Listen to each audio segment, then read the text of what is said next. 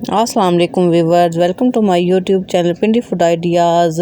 आज हम बनाएंगे बहुत ही एक मज़ेदार सी रेसिपी जिसकी बहुत ज़्यादा फरमाइश की जाती है। और सर्दियों में तो इसकी बहुत ज़्यादा फरमाइश की जाती है, लेकिन मैं इसे बहुत ही सिंपल से और बहुत ही ईजी तरीके से बनाऊंगी। तो आज हम बनाएंगे आलू मटर कीमा, जो कि सर्दियों में बहुत ज़्यादा खाया भी जाता है, बहुत ज़्यादा बनाया जाता है। तो मैं इसकी बहुत ही आसान सी रेसिपी आपको दूँगी। अगर आपने अभी तक मेरे चैनल को सब्सक्राइब नहीं किया तो प्लीज़ मेरे चैनल को सब्सक्राइब कर ले, ताकि आप ऐसी ही मज़ेदार सी रेसिपीज़ मिलती रहें। तो चलिए हम वीडियो को स्टार्ट करते हैं। यहाँ पर मैंने ऑयल ले लिया है। ऑयल मैंने 1 कप लिया है। ऑयल आप अपने हिसाब से ले लीजिएगा, कम या ज़्यादा। यहाँ पर मैंने इसमें 2 बड़ी इलायची डाली हैं और 4 से 5 अदद काली मिर्च, 4-5 लौंग, और मैंने 1 चम्मच इसमें छोटा चाय का चम्मच इसमें ज़ीरा डाला है। ज़ीरा को, इन तमाम चीज़ों को आपने अच्छे से इसमें भून लेना है, फ्राई कर लेना है, ताकि अच्छी सी जब इसमें खुशबू आने लगे तो यहाँ पर हम इसमें प्याज ऐड कर लेंगे। प्याज मैंने यहाँ बारीक काटी हुई है और एक बड़े साइज़ का मैंने प्याज लिया था, जिसे हम ब्राउन होने तक इसे फ्राई करेंगे। इसे हल्का सा हमने ब्राउन करना है, बहुत ज़्यादा डार्क ब्राउन नहीं कर देना। अगर हम ब्राउन नहीं करेंगे तो हमारे सालन का कलर भी प्यारा नहीं आएगा और इसमें वरना कच्ची कच्ची प्याज की आएगी। तो इसलिए हमने इसे फ्राई होने तक का इंतज़ार करना है। हमारी प्याज का कलर ब्राउन होना शुरू हो गया है। तो यहाँ पर मैंने 1 खाने का चम्मच इसमें लहसुन अदरक चॉप्ड किए हुए डाले हैं। आप चाहें तो इसमें इसका पेस्ट भी इस्तेमाल कर सकते हैं और उसे भी हमने अच्छे से भून लेना है, ताकि उसकी भी स्मेल ख़त्म हो जाए। तो यहाँ पर मैंने हाफ केजी के करीब इसमें बीफ का कीमा लिया था, जो कि मशीन से बना हुआ बारीक है, तो इसलिए जल्दी गल जाएगा। तो यहाँ पर मैंने इसे अच्छे तरीके से धो लिया था पानी से, और इसे अब मैं छलनी में रख दिया था ताकि इसका सारा पानी निकल जाए। तो अब वो भी ये मैंने इसमें डाल दिया है, ताकि हम इसे भी फ्राई कर लें। और हम इसे इतना फ्राई करेंगे कि कीमे का जो अपना पानी होगा वो खुश्क हो जाए, ताकि इसमें जो भी कोई स्मेल हो थोड़ी बहुत वो भी ख़त्म हो जाए। तो हमने इसे अच्छे तरीके से ये देखे फ्राई करना शुरू कर दिया है, और कि मैंने अपना पानी भी छोड़ दिया है। ये आपको थोड़ा सा ब्राउन ब्राउन जो नज़र आ रहा होगा, ये पानी का कलर है। तो हमने इसे इतना फ्राई करना है कि ये देखें ये पानी है इसमें शामिल। तो यहाँ पर हमने इतना फ्राई करना है इसे कि कीमे का पानी बिल्कुल खुश्क हो जाए।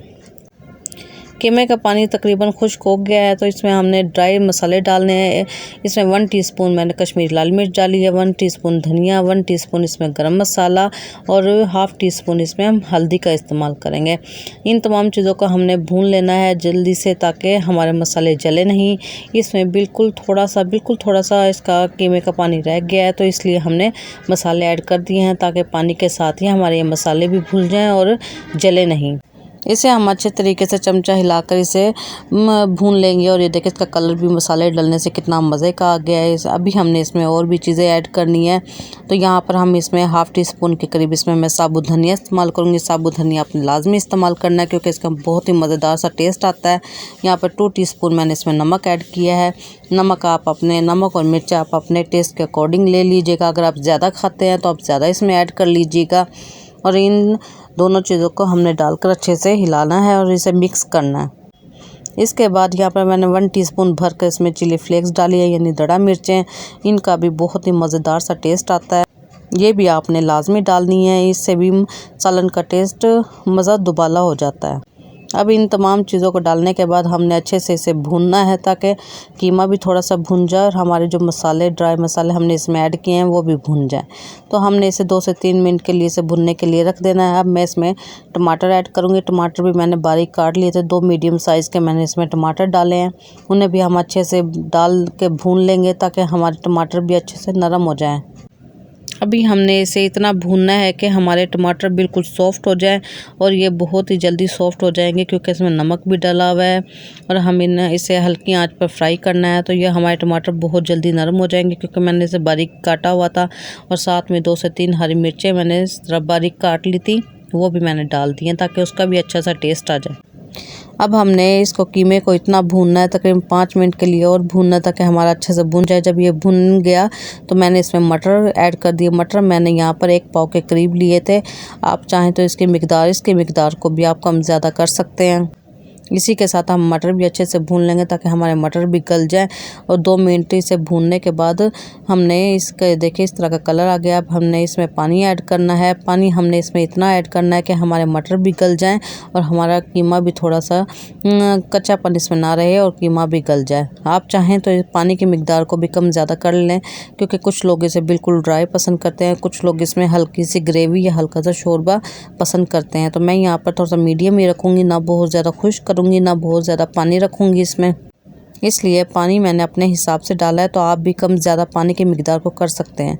यहाँ पर मैंने एक आलू लिया था बड़े साइज़ का और उसे भी मैंने इस तरह बारीक काट कर इसमें डाल दिया था। आलू हमने तब ऐड करने हैं, मटर के साथ ही ऐड नहीं कर देने, वरना आलू बहुत जल्दी गल जाते हैं और दूसरा ये बारीक भी कटे हुए हैं। तो इसलिए हमने जब हमारे मटर 50% गल जाएं तो हमने आलूओं को तब ऐड करना है ताकि हमारे आलू और मटर बिल्कुल अच्छे से गल जाए। अब तकरीबन हमारा सालन बनकर तैयार हो गया था। तो यहाँ पर मैंने 1 टीस्पून इसमें कसूरी मेथी ली थी। कसूरी मेथी आपने लाजमी ऐड करनी है। कसूरी मेथी से बहुत ही मज़े का टेस्ट आता है। और यहाँ पर मैंने आखिर में सब धनिया बारीक काटा हुआ डाल दिया था। इससे एक तो सालन का कलर भी बहुत मज़े का हो जाता है और टेस्ट भी बहुत ही अच्छा आता है। और आपने कसूरी मेथी लाजमी ऐड करनी है, क्योंकि छोटी छोटी ही टिप्स ट्रिक्स होती हैं जो सालन को 4 चांद लगा देती हैं, इसका मज़ा दुबाला कर देती हैं। ये देखिए हमारा मज़ेदार सा कितना प्यारा इसका कलर आया और मज़ेदार सा आलू मटर कीमा बनकर तैयार हो गया है। आप इस रेसिपी को ज़रूर ट्राई करें ताकि आपके भी ये सालन बहुत ही मज़े का बने। आपने मेरी रेसिपी को ज़रूर फॉलो करना है। तो व्यूअर्स, उम्मीद है कि आपको मेरी डिफरेंट सी छोटी सी रेसिपी अच्छी लगी होगी। अगर अच्छी लगी है तो मेरे चैनल पिंडी फूड आइडियाज़ को लाइक करें, शेयर करें, सब्सक्राइब करें और साथ में बेल आइकॉन को ज़रूर प्रेस किया करें।